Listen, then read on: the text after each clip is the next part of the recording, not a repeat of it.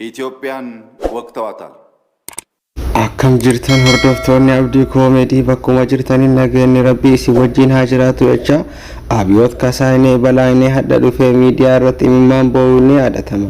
Akkuma kalee galgala hirribaa ka'een oduu ituun akkuma gurra kiyya buuteen gara peejii kootii liivii dhufee isin beeksisuun ni yaadatama.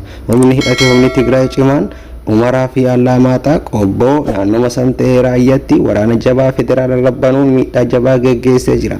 Miidhaan kunis kan ga'e mootummaa federaalaa kan Oromiyaa keessa deemaa akka qullaa uummata keenya fixaa ture namoota keenya doorsisuudhaaf ajjeesuudhaaf rakkoolee garaagaraa irra geessaa ture waan ta'eef humni kun nuuf chaansii waan ta'eef Tigraay waraana cimaa ka addaan hin cinne itti bantee jirti. Amma immoo Abiyoot Kasaayinee Balaayinee mootummaan duraanii kan aangoon isaa onkololeessa tokko dhumate mootummaan abbaa irraas dhufee boo'aa jira. Kanatti akkuma beekamu furra dhaabbateetiin sirna cululuqaa yookiin tarkaanfii cimaa irratti fudhanna jechuudhaan miidiyaa irratti afaan ofii akkuma beekamu san banaa jira. Namoota harka qullaa qaban kan hidhatanii hin qabne kan waan takka hin qabne malatti doorsisuuf ajjeesuuf hidhuun kan barate humna hidhateetti siiqee sodaatee lafatti gad deebisanii reeffa ofii lafaa guurataa jiranii.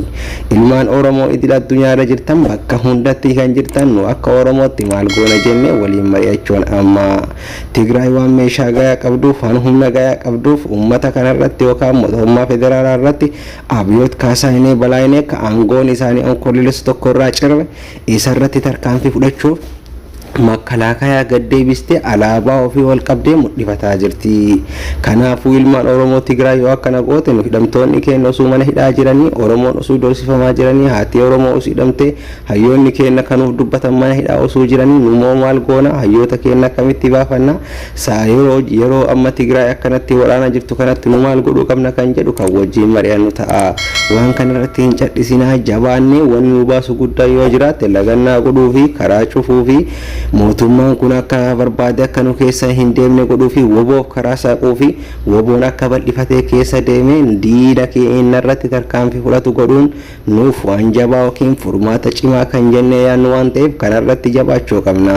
Nu yeroo kanatti qawwee waan hin qabneef yeroo kanatti illee daddafaaf qawwee argachuu waan hin dandeenyeef qawween keenya guddaan karaa cufuu lagannaa godhuu yeroo waraanni gara Tigraay deemee daangaa kabachiisa jedhee deemu kanatti bakka duwwaa kana keessatti woboof karaa saayinee Finfinnee mataa qabachuuf namicha kana morma qabnee fuune Oromiyaa teennaa fi Oromummaa keenya bilisoomfannee jiraachuu qabna.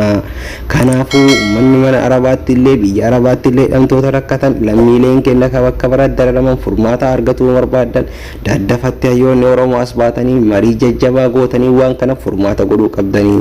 Warri qawwee qabu walitti mudduu jiran warri qawwee hin qabne qawwee keenya kana binuu keenya sammuu fayyadamne bilisummaa teenya gonfachuu qabna. Hayyoota keenya mana hidhaatii baasuu qabna. Horaa bulaa galatooma.